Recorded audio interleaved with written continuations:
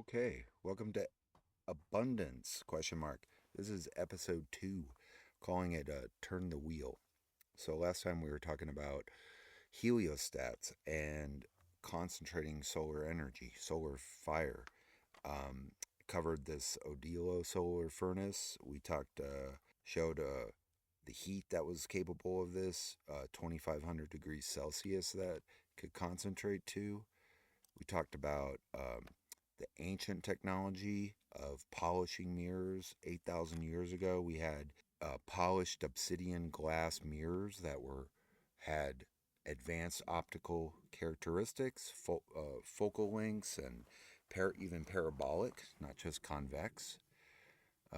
Showed you some of the failed stuff. The Ivanpah solar concentrating power plant facility where all these round circles of heliostats concentrate on these towers were molten salt. And you remember I mentioned that the Egyptian deities were shown with a solar disk. So let me just show you this real quick. This is Horus, or one of the gods, and his solar disk on the right, and on the left is a zoomed in picture of like molten salt. And so the solar disk, it's obviously not the color of the sun. It's much too red. So I thought that was interesting. So I mean, what I would theorize is that this technology is not new and we had it. And so if you take this something like on the ocean and have circular, instead of a tower, you have a basin that you fill with salt water. And even if you can't make produce enough steam or boil enough water to actually make rainfall increases of measure of actual worth, you're going to be able to boil and obtain and build up a store of molten salt, like whoever this dude was wearing his bird mask. Okay, so covered that. Now, so now the application of this heliostat technology a little more. We're just concentrating solar power, right? Because regardless of this type of arrangement, like making molten salt, for example, it's pretty intensive. So we can just boil water like with a solar cooker, right? And I found a few of these. This one is from an ostrich farm in like 1902. You can search this. This is just on commonswikimedia.org, but they call it a solar motor. And let me click it. You can see the people here in the foreground, and they're a good distance, it looks like. So this thing is massive. I'm guessing it was able to boil a lot of water through this central column where all these mirrors are concentrating. And this is heliostat design. You can see the armatures on the two sides of the dish, and that's so that you can move it, in the direction of the sun. I guess like the horizontal axis, right? Like tilting it toward that direction, and then you had a vertical axis that the heliostat would follow the sun, right? So this thing is massive. There's another one here that had a little more, that was a different design, but it's so amazing because you can see the actual center column. It's black and white, but it looks glowing hot. And you have the pipes, water pipes coming. I don't know which direction is which, the flow. And then on the bottom left here, this is a timed gear mechanism for the heliostat. So there was adjustments, I'm sure, but you had to you had to set it in the morning, and I'm not sure where the power was for the gearing. If it could have been wound up just enough to get it through the day, or um, anyway, that doesn't matter. But the other thing was with the mirrors. So in this dish, the circles get the mirrors used get wider as you go up the dish. So, and they're all rectangular, so they could be cut from single sheets. And um, yeah, this one had over 2,000 mirrors. So this one big heliostat concentrator had 2,000 mirrors. So I'm guessing it could boil a lot of water. You know, on a, say, the peak time, whatever, from 10 a.m. or 11 a.m. to 4 p.m. or whatever that peak, noon to 4. Um, so this, what they're not showing here is what machinery it was hooked to. This was boiling water for a steam engine, something to, this was for pumping water. So let's look at now turning the wheel, steam engines. So the main tech on the main process is called this Rankine cycle, and it's pretty basic. We have cold water come in, heat source, hot steam comes through, the pressure builds, drives turbine, or turns the wheel like a water wheel in the river. Uh, the work on this center shaft, and then the hot steam comes down, condenses back into water through a heat exchanger, pumps back through. Um, this is like the basic steam engine design. Then there is a highly more advanced version of the technology, steam turbines, where the turbine can spin at a much higher velocity because you're superheating the steam, and it it requires just extra heat exchangers so that you can get the steam up to the temperature before it enters the turbine.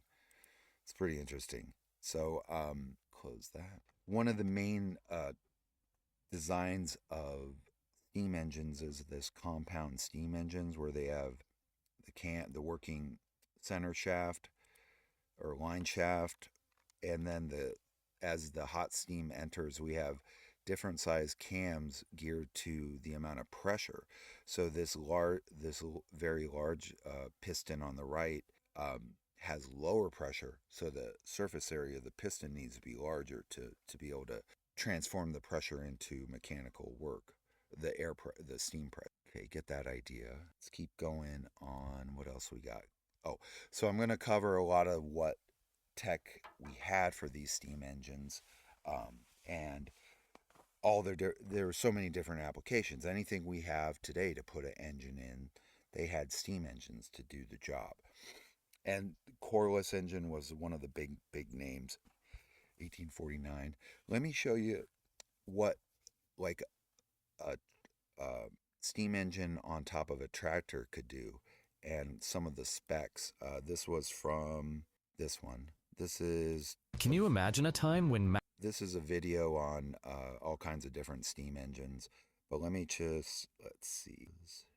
its engine was a two-cylinder direct steam, still dominated agriculture.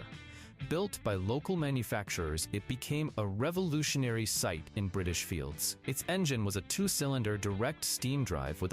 That's not the one I want to cover, but you can see that it's interesting. There's so much. It was 8:30. Yeah, there's to see the power of these things, and then also the amount of steel and weight and investment in and design and engineering. And it's like, well, the amount of investment in these, like, why have they disappeared? Because let's look at the specs of this one. Fowler steam-powered tractor. Built by the legendary John Fowler and Company in Leeds, England, this steam tractor was developed in the early 1900s to meet growing demands for heavy mechanical traction in agriculture and transport. Unlike other steam machines of its era, this one was made not only for fieldwork, but also for hauling enormous loads over rugged roads, especially in colonial regions like India, Africa, and Australia. Its inline So these steam engines were everywhere across the world. twin compound engine delivered a solid 25 horsepower. 25 horsepower, and then, which at the time was considered very powerful. It had constant aggressive torque. And the aggressive torque is some feature. I'm not a mechanical engineer, but it's some feature of steam engines. And so you have torque converters and the gearboxes to to transform it, the mechanical energy. But they're all steam engines are characteristic of that high torque, as far as I know. enough to tow cargo wagons, tree logs, and even reposition derailed locomotives. Its top speed was roughly 5 miles per hour, but that was all it needed to conquer the terrain. The manual gearbox had 2 primary gears, giving it a slight edge over other steam tractors. Rear-wheel drive was paired with wide steel wheels for better traction. There was no suspension, but with over 17,000 pounds of weight, the machine stayed grounded no matter what. Visually, the Fowler was pure industrial muscle. Long frame, exposed piping, center-mounted boiler, and a tall smokestack releasing steam non-stop. Okay, so did you catch that? 17,000 pounds? Like, talk about the investment. Like, today, there, not this one, but another video, they show a guy like reconstructing an old steam engine, and he spends like over $1 million on the steel and all. Well, I mean, it's got to be fabricated, but anyway, and 25 horsepower. So today we have diesel engines of all kinds of horsepower. So if you put in a 25 horsepower diesel engine today into this 17,000 pound tractor, and he had the right adapter kit and got everything, would it be able to do everything that this one was able to do? I mean, if a horsepower is a horsepower, and the only way that wouldn't be so is if somewhere between this time and today the definition changed slightly, which is very possible. So let's keep going. That beside so with the turning of the wheel and steam engines, and it lends itself to driving everything belt driven, like all of these. You'll see besides the actual unit with its you'll see everything will have a type of side wheel on it, and that's for the belt attachment, for you to hook up the belt and drive its motor through the belt, not through plugging in for electricity. So with having a steam engine, it lends itself to the what in factories calling what's called a line shaft, and that's where they have like different belts and whatnot. Um, this isn't, but you can kind of see like the idea with this, and it looks like he's um, has an adjustment for tightening and everything. That's interesting. Oh, this is just from a cloth mill. But let me show you now. Let's see. We had this is all different types of steam tech. So I want to cover like the steam engine tech is old. It's been discarded, even though we had all this investment in. That was 125 horsepower tractor I showed that weighed 17,000 pounds. So they were everywhere. So where did all this, the metals and industry for all this come from? And why was it discarded? Why don't we have this today? Because you're like, oh, well, it must not be any good. It's better tech than we have today.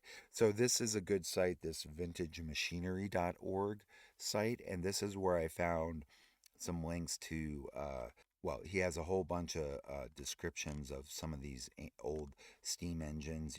I got to show you details of this one. This one's insane.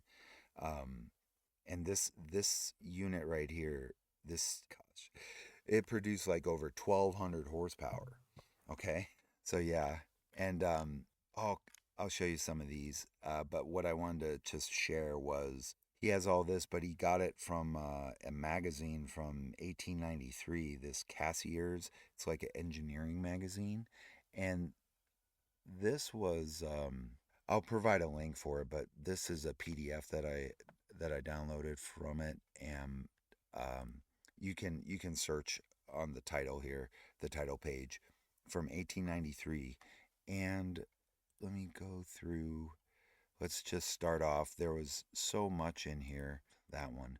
So with this, we've heard about like maybe you've heard about using compressed air for cars and stuff.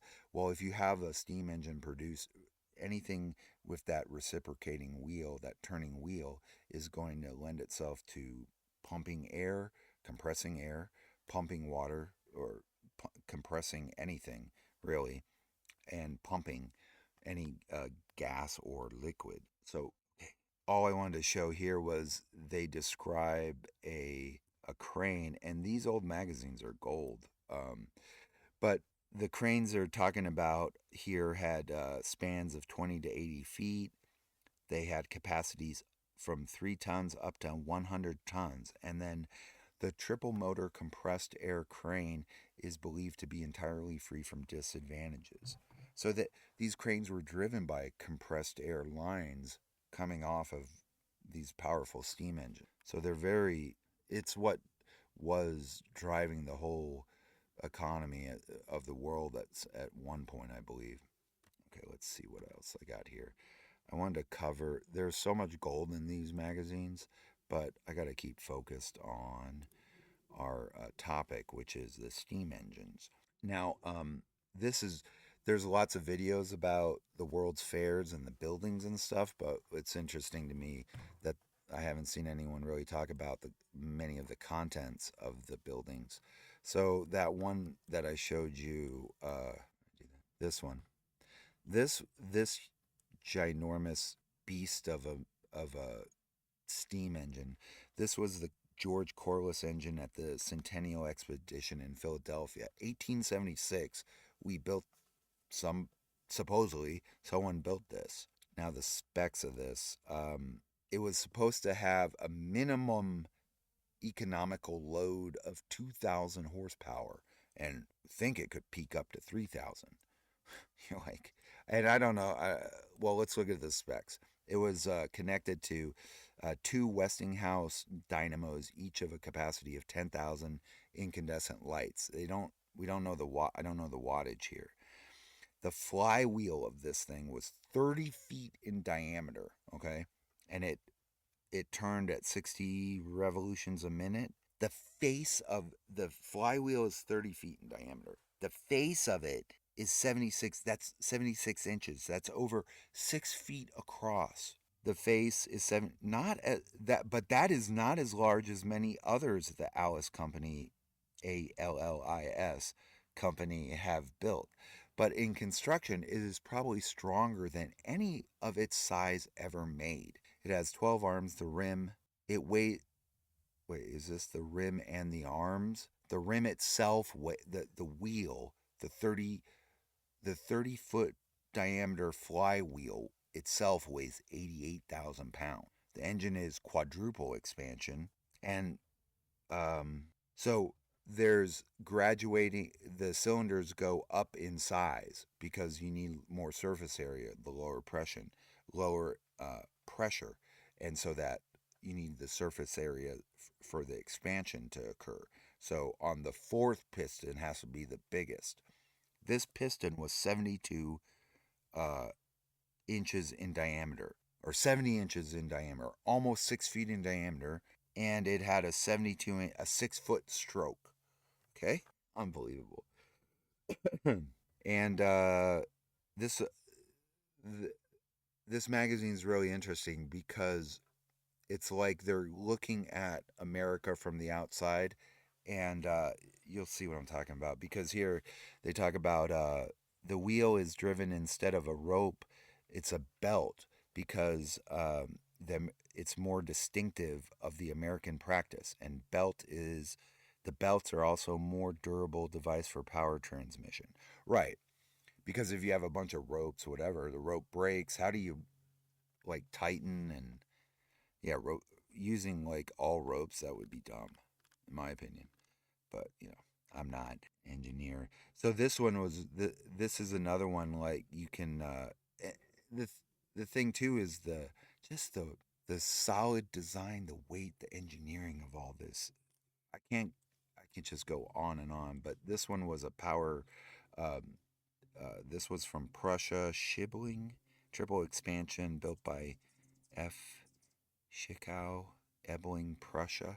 And you can see this flywheel on the right. It's like everything looks so beautiful. So this one, that was I just showed, it weighed 143,000 pounds. Oh, the cylinders are set on steel columns, suitably braced, and the whole makes a very light engine, considering how much power I guess it could develop at 143,000 pounds.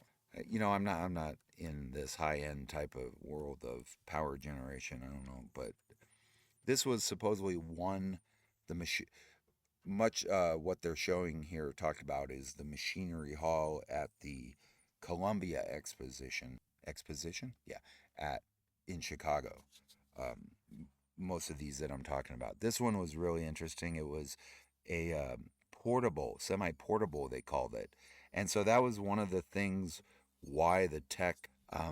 Well, one reason why I believe the tech was abandoned, right, or discarded, or whatever you want to say, was the fuel source, right? It was either, well, wood, but coal and coke, I think, were the primary ones that they were powering, creating heat to boil the water for.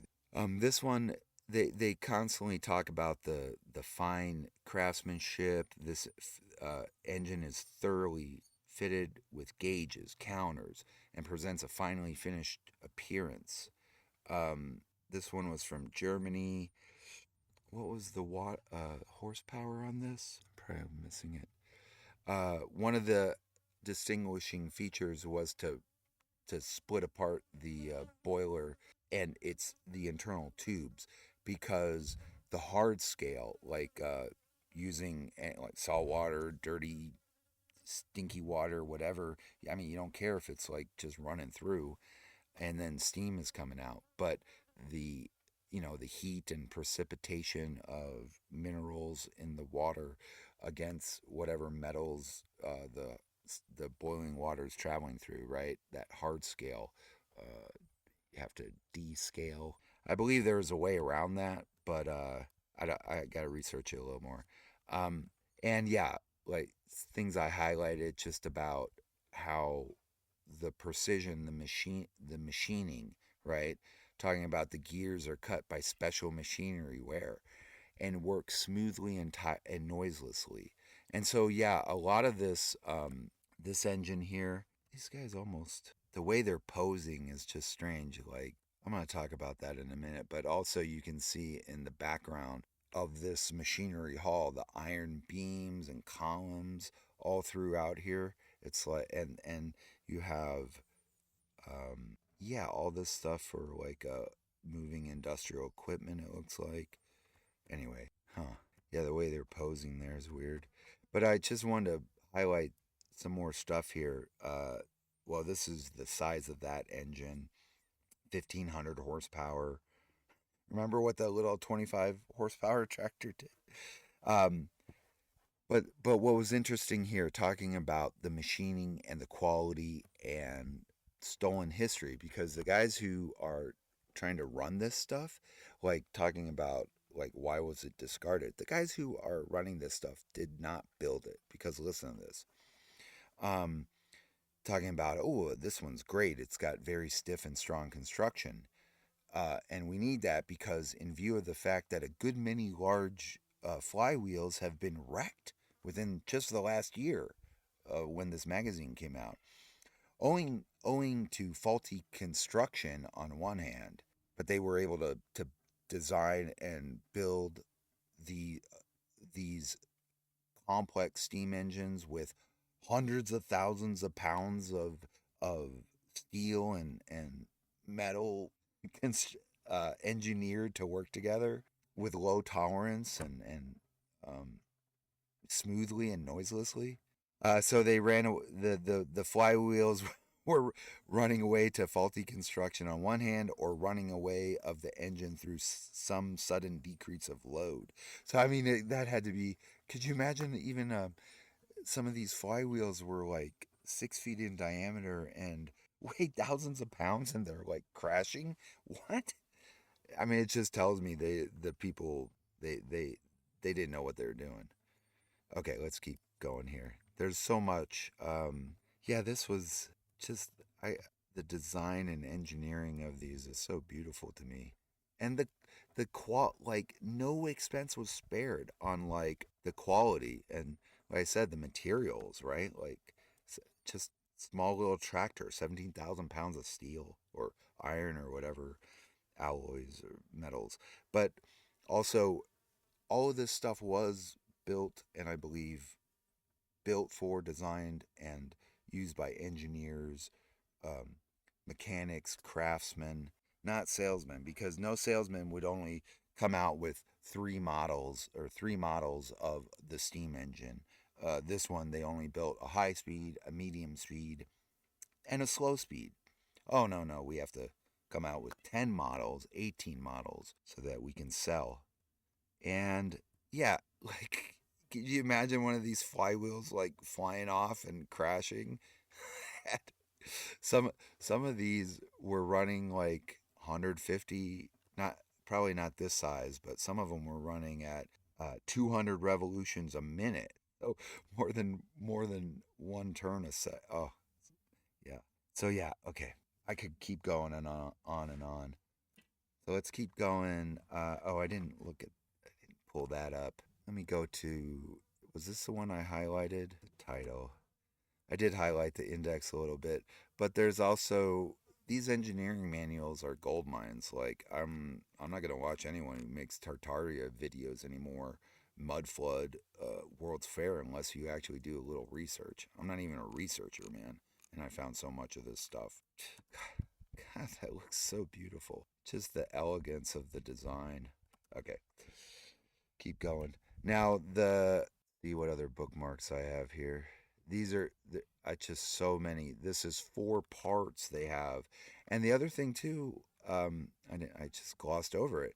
The detail of the schematics, these engravings, like this is detailed work that they, you know, this looks better than chunk I for schematics I see today. Wow. Anyway, this one was, I believe it was this one on the right. 4 valve automatic high speed. Look at the sign up here. Look how like worn that looks. That's weird.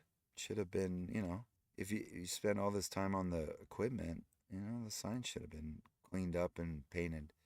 Um, this one was operating an electric railroad. The current for the line is supplied by a gigantic 2,000 horsepower multipolar railway generator. So we had separate railway generator by General Electric. Let's keep going. Almost. And there was and they had 4 parts in this one 500-page magazine, Cassier's magazine, and all the schematics, such detail.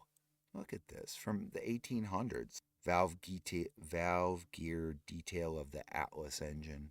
Yeah, they had so much amazing stuff. This one, now in this, I don't know how to really talk about this in a good way because it got me so angry. Like what's been lost. This is another one. This one doesn't have anything about the World's Fairs or steam engines, specifically of the World's Fairs, but it was another engineer, like same time frame. That one, other one, 1893. This is 1886. Another engineering magazine of from for half the year, over 500 pages. And it's like how many? My I think there was a lot more engineers and mechanics and craftsmen and around than we are led to believe, and just stuff able to highlight so much in here. I didn't even look at that one yet. Anyway, paradox gun. We're gonna take a tangent. I am Tangent Tom today. Oh, that's not the right page. It was. Oh yeah, and the formulas, like all through here, they have all kinds of complex mathematical, physical. I mean, related to physics, mechanical engineering, things that are pretty much beyond me. I'm a midwit. I don't have I never got very skilled at, I guess, calculus. I mean, anyway, economics, like it's unbelievable. I mean, just finding the all the stuff about the old formulas in here is amazing. Okay, so I wanted to cover, they describe in this magazine and a lot of the others, like, or the other one I saw too, talking about the steam engines, like they're looking at all this tech from the outside. It's kind of interesting. Who? in this case, in this article, it's the Freemasons, and I'll tell or Masonic. I'll tell you what I mean. I'll show you what I mean. But there's this idea of the story of the watch and the watchmaker, right? So I thought this was interesting, and it there's so much in here. Let me just talk. Let me just read my highlights because we we're going down a rabbit hole. Okay, the study of the evolution of mechanical art in any country is a study in social and political as well as mechanical science. Hmm. So in the United States, born among a people who are from the beginning of their history had to construct their own devices, machines of all kinds, it has had the same growth and individuality which characterizes the manufacture of locomotives, agricultural implements, or house fittings and decoration. So they're describing like, yeah, United States started from scratch or something, and it's like, well, yeah, it's just interesting. Throughout the country, I think you will often be struck with the general mechanical intelligence of artisans. That's not that's not what we hear of our history. It's all like just a bunch of um, dumb hicks. I don't know. This whole thing about conquering or taming the wild, it's all BS. The plumber is pretty apt to know something of carpentry and metalwork. The metalworker can paint or turn from iron to brass. The lines of cast in the mechanical arts are so loosely drawn that the artisan of one trade is often found in dull time at a job in another, in quite another department of labor. That's how it should be. But what they're describing here is like, oh no, no, no, we need to put a stop to this. We need the executive uh, branch to come in. You'll see what I'm talking about. The versatility is a characteristic of the Native American. It is less true of the Irish or the German immigrant who settles amongst us. The presence of this pure American type, the abundant use of water power, the impossibility of competition in agriculture with the other sections of the United States, early led to the seclusion of New England as the manufacturing district. So United States was the manufacturing district of when, I don't know. And then they say the abundant use of water power, the impossibility of competition in agriculture. The impossibility, there was no competition in agriculture, right? Not trying to just squeeze every last bit of money out of the Silence of the Lambs. The phrase as inventive as a Connecticut Yankee came from the fact that in Connecticut and the rest of New England, the artisan class grew rapidly in numbers and protected by wise legislation in regard to the patenting of an invention. Listen, every artisan feels there is a possible road to wealth in perfecting the tools he is working with or the method of production of the thing he is working at. At any rate, patents are cheap and quickly obtained. He will take the risk. He thinks and work in his own line to better his condition.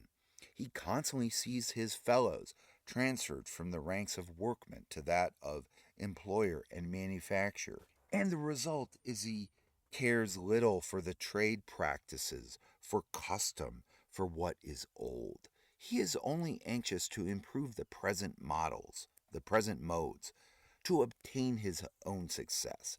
Exactly. They don't like this. Oh, no, no, we need to silo everyone. You need to get a license to practice your trade. I got really angry. I get angry. Oh, and then it just goes on, and we have like pages of the Masonic stuff going on. I thought I highlighted on this one. Just pages of this guy. Somewhere here I have it. What, this much? Oh, I'm missing some highlights here. And so it keeps going on for a couple pages with this guy. It was a mind of this type which showed itself in the son of a shoemaker, who was also colonel in the state militia in the little town of Brunswick, Maine. Born in 1812, Mr. Aaron L. Dennison had the training which might be characterized as presidential, for he carried a mason's hood at the age of 10. And then we got like pages of the mighty Masons, how they don't like this. We need to bring in the executive branch, and these guys need to get supervised properly. So let's talk about this nice world that we had. Given a scientific knowledge of raw materials, a certainty in their selection, and it becomes possible to reproduce the hand processes of manufacturing the small parts of watches by automatic machines. So this facility that they're talking about, oh yeah, I have it up here. It was this watch factory, and they had this one. This shows you the line shafting that they had. They had all these different um, lines and cables.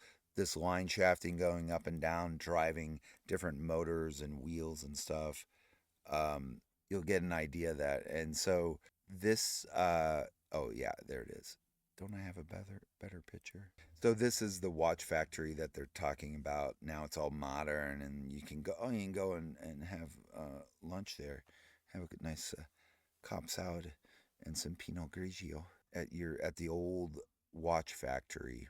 And look at all the this thing was huge on the amount of bricks and stuff on its construction. They had this tall smokestack. And so what they're describing, let's get back to their description of it. This is talking about that same one in Waltham or somewhere in Massachusetts. Okay, so the machine shop that they're describing, even though like the whole building's massive, but this one was 3 stories of a wing, 150 feet long. So in there they have this line, the line shafting going off of a steam engine, and it's constantly turning. So then you're driving other types of little wheels and grinders and whatever else in your workstation, right? And today you don't get that. Like, oh no, someone's gonna like lose a finger in the spinning wheel. No, you have to have everything's got to go into a tap and electricity, so you have to keep paying, and you never own it. So the operatives, and then so in here they oh, I didn't catch that. The operatives from this department have the constant supervision of the machines, which are systematically arranged along the 3.5 miles. 3.5 miles. Oh, this is much bigger than I thought. Of workbenches, which extend over the nearly 5 acres of floor space covered by the main buildings for driving the machinery throughout the factory. Okay, so 3.5 miles of workbenches with this line shafting. Okay, one single 125 horsepower coreless steam engine, 30,000 feet, 39,000 feet of belting, 10,600 feet of that main shafting that's always turning for power, 8,000 feet of wall rods, and 4,700 pulleys. All of this work off of one steam engine. And you wonder, oh yeah, we can't have steam, we don't have steam engines today because they're inefficient. They don't do the job we need to do for our super modern, unbelievably advanced civilization. That's sarcasm. Our civilization is garbage, absolute garbage. I don't care anymore. I get riled up on this. Okay, here we go. Because what do you want? You want to keep working at some crap factory? So listen to this. The American system of manufacturing by interchangeable parts means much more than making a part under the hood, under the roof of a factory, buying other parts in the market, and obtaining other parts by piece from work people who live in their own cottages, for which they are paid piecework rates. It means the establishment of working facilities for the entire manufacture, soup to nuts. That is, everything is made on premises, and I think everything was. I'm even talking about the smelting of metals and glass. Oh, no, everything has to be shipped away. We need more fuel for our our whatever 1,000 horsepower engine to power our facility. Well, we got to order more natural gas or tankers of diesel fuel that are pumped out of the ground thousands of miles away and refined and shipped. I don't know if it makes sense. It's all stupid. garbage civilization we're at. And our technology is garbage. I know, I see the irony of me using it to. How else are we going to get out of the matrix? Have to use what we got. How else am I going to find anyone that like agrees with me on anything about this? So let's keep reading here. That everything is made on premises, not according to the plans or ideas or methods of work of individual workmen, but under the direct supervision of a company's foreman, according to the gauges the company furnish, under the conditions of time, cleanliness, and care which the company prescribe. The operative himself is the machine, the operator. This is not pejorative, because the machining and the machinery was like such care, engineering, and detail. It wasn't. This is not derogatory. The results of this are shown in in a promptness of delivery, in a uniformity of products, utterly unattainable under the prevalent systems of what is called the factory system outside of the United States, where the work of operatives is collected from their local habitations to be made up into timepieces at a central putting together establishment. So none of this, what they're describing here, was the old world that got wiped out by Masons or whoever. I don't care. You guys are all, it's over. We're in the last days of Rome, so okay. All right, this is, let me here we go. A little later in the evening we shall see from the photographs the various departments of a great watch factory, and I pass now to other considerations of interest to you. It is already apparent to you that the mastermind of such a company is to be chosen for his general executive qualities and his ability to conduct a manufacturing business rather than his technical knowledge of watches. No, it's not apparent, middle management idiot. Oh, we need you to supervise us. That's the problem. The managerial class, the sheeple, the order followers, that's all you want. Yeah, what was the guy that wrote that? Did he get his Masonic hood at 10 years old as well? The guy that's writing this? Don't listen to these idiots. So in this 3.5 miles of benching and people working, in 1884 there's 2,500 operatives in the factory. Now, there's no way this was just making watches. There's a lot more here that is being alluded to that they're not describing, because we have machinists, we have draughtsmen, die sinkers, steel workers, gilders, enamelers, and photographers, and men of many trades, each working in their own department. So what? Oh, let me keep going. I'm running out of steam. I'm gonna have to do it over again. I don't want to have to edit all these different people. It's not related to watchmaking. What makes more sense to me is if you have like a collective type of cooperative type of structure, and if you're in that environment and you say like, well, regardless of what field you're in, like you're dealing with photography, right, the equipment, you need delicate tools. You need tools that you can do fine, detailed work with, right?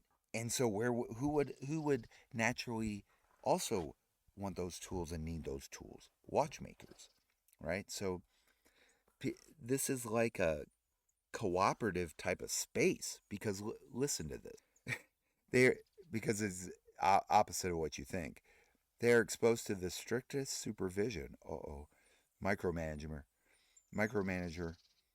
during the progress of the work, and they have every attention to detail given to their personal comfort. What?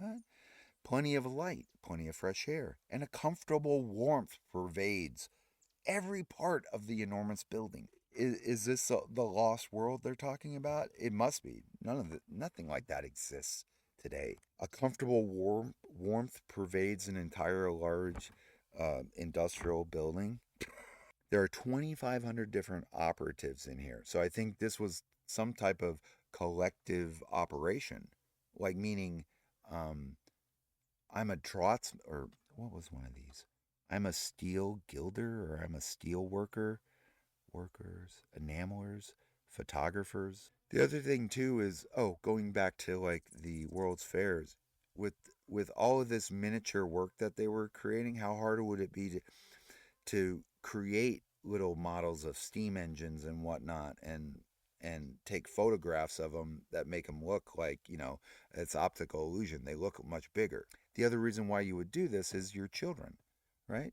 You, what kids like? All kids like little toys. And what if you had an actual working steam engine? Awesome. So, yeah, listen to this. So let's end on this on a positive note. On like this would be like growing up, or the world, that type of environment I would want to work.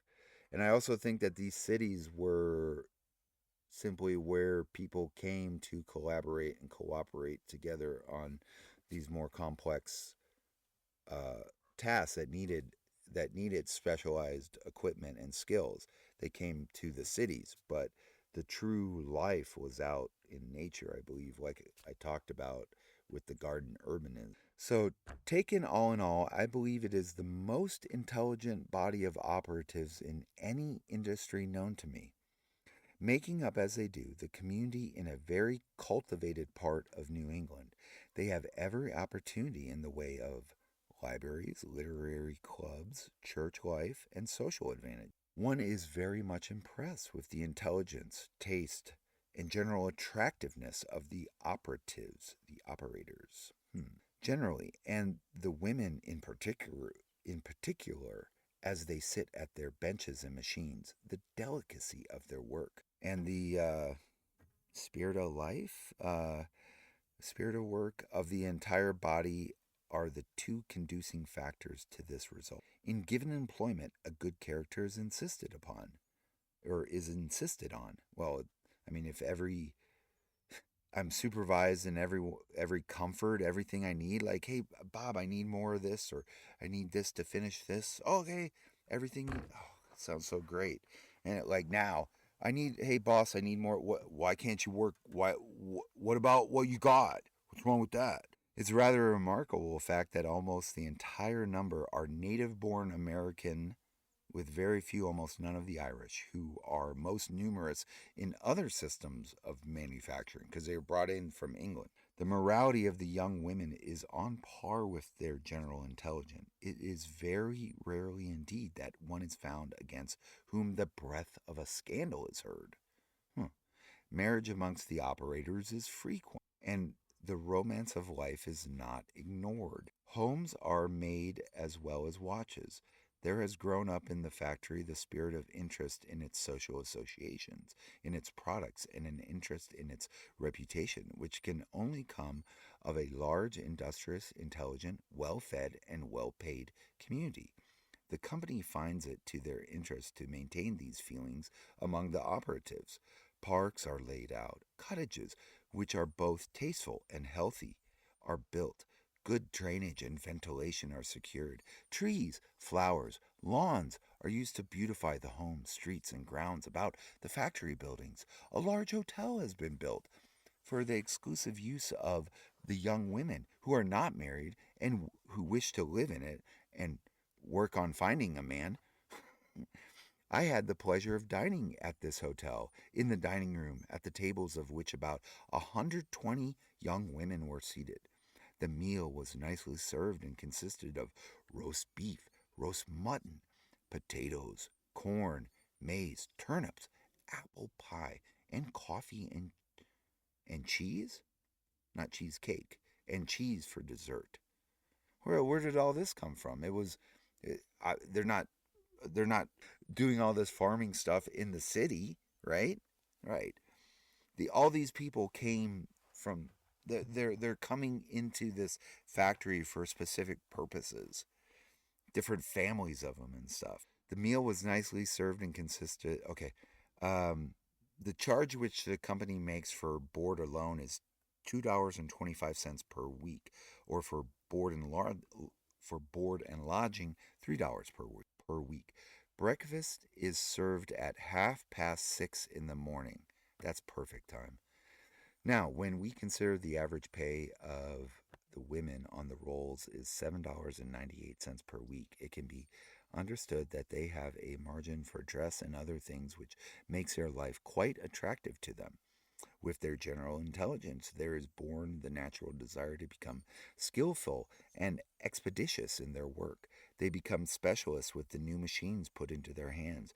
They know machinery to be their friend, for anything which will make two watches where one was made before will have the cost of that watch, but will not have have their wages, and will make their services still more valuable to the company, to your family, to your futures. They are not afflicted with trade notions or customs. They are thoroughly malleable in their methods of work. Meaning, is there a better way to do it? Let's do that. And quick to do anything new required of them. They are inventive and suggestive. These are the people I would love to work with. Very hard to find. Under the administration of such great establishments, there have grown up completely new methods of work. Okay? We discovered these new methods of work back in the 1800s, and then we had the 10-year-old guy who got his Masonic hood. He had to grow up and shut it down. He had presidential qualities. Care. The claim that the machinery processes methods of organization of a great American watch or clock company are not original is as ridiculous as to say that the Falls of Niagara are not original. This is as much of a product of the inventive genius, the disregard of trade laws and customs. How dare you? I'm calling my union rep. Or trade laws and customs, F you. The intelligence and necessity of production of an Anglo-Saxon country, separated by 3,000 miles of water from any other Anglo-Saxon country, as the Falls of Niagara are the product of the waters of the lake basin and the topography of its outlet. The machines of these places are unique. They must be so. They are made on the premises. The machines are made on the premises. How is that possible? No, it's some other factory. For some of the we're talking about the watches, sorry. For some of the important processes, there are many kinds of machines as there are distinct factories in the United States. So you get some of the idea. It's just unbelievable what we've lost. That's all for now. Have a good one.